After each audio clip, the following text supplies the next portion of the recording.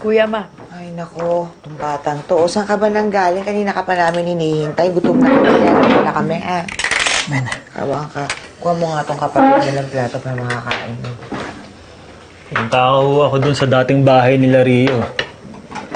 Kung may nakakaalam kung saan sila nakatira sa Maynila, wala naman daw ho. Baka ako kasi magkasama pa rin sila ni Luisa. Ay, naku, Kuya.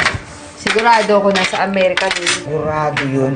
Aba, napakatagal yata niyang pinagyabang sa atin na may tita siya sa Amerika, di ba?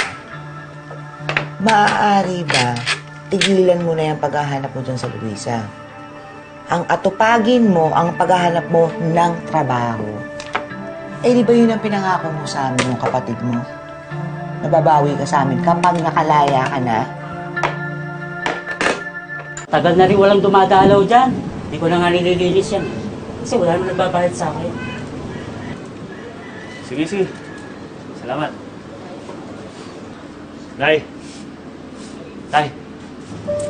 Kung nandito pa sana si Luisa, tulungan niyo naman ho hanapin siya.